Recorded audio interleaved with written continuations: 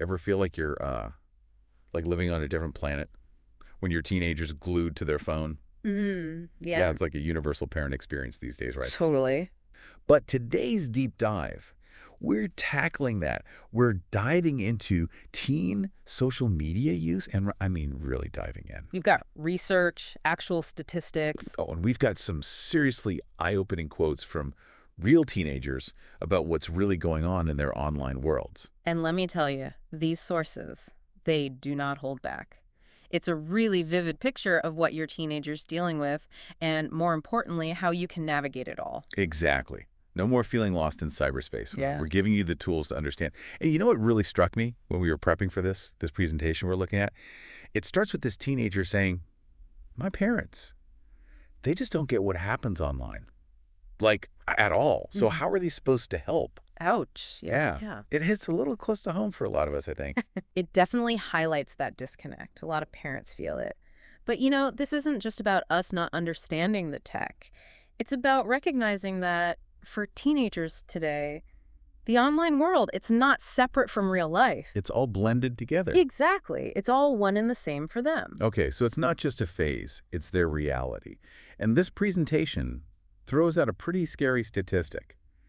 95% of teens use social media. 95. It's huge. Huge. And even more eye-opening, nearly half of them are using it almost constantly. What does that even mean these days? Right, almost constantly. I mean, when you consider the average teenager is spending over 7 hours a day on their phone, Yeah. you start to get a sense of the sheer scale of social media's impact on their lives. 7 hours, that's like a whole other job on top of school and everything else. It's true. So as an expert, what does that level of engagement tell us about their world?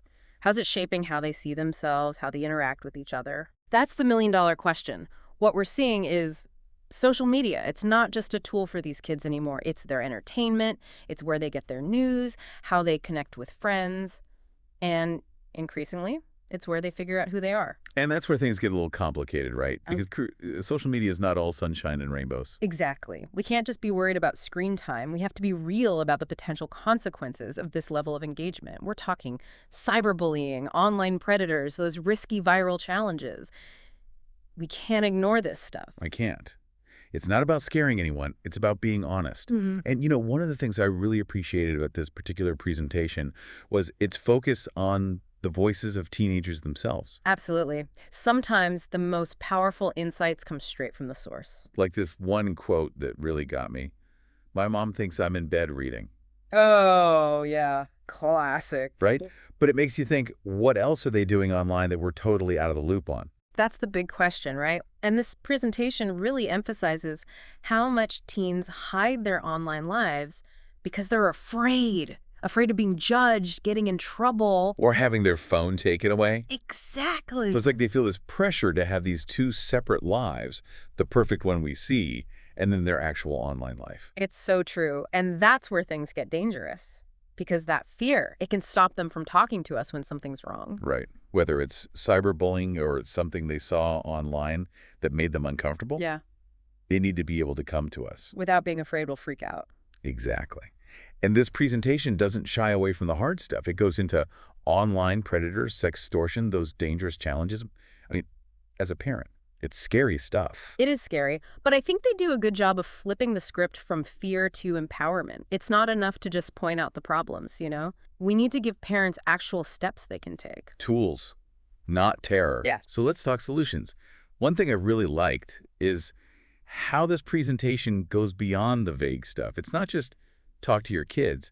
It's about making those conversations count. Right, like how do you actually do that? They talk about having no phone zones in the house, like the dinner table or bedrooms after a certain time, I like that. and teaching kids to manage all those notifications they get, because otherwise they're Well, constantly. constant. They're always on. Exactly. So those are things any parent can start doing. Oh, and they even have a whole section on online slang. Because, let's be real, how many of us actually know what chiggy means? Right, it's like a whole other language. But even if you don't know every word, making that effort shows your kid you care, that you're trying to understand their world. And that builds trust, which is huge. But this presentation goes deeper than that even. It argues that social media, it's almost a symptom of bigger issues teens are going through. Right. They connect it back to self-esteem, to anxiety, the pressure to be perfect. Yeah. Because for a lot of teens, social media isn't just fun, it's how they measure themselves. And those comparisons, Uh, never good. Never. And this one quote really stuck with me. My parents think I'm playing games, but really I'm scrolling through posts that make me feel awful, Oh, that's tough. isn't it? And it just shows how important it is to help our kids feel good about themselves outside of social media.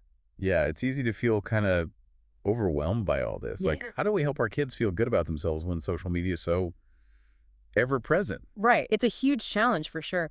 But I like that this presentation, it doesn't say we need to ban social media or anything. It's about helping our kids use it in a healthy way. So it's less about sheltering them, more about giving them the right tools. Exactly. And it starts with those honest conversations. They even cite a study in here, I think it was the American Psychological Association, that found when parents talk to their kids about social media, those kids are actually less likely to do risky stuff online. Okay, so those conversations really do make a difference. They do.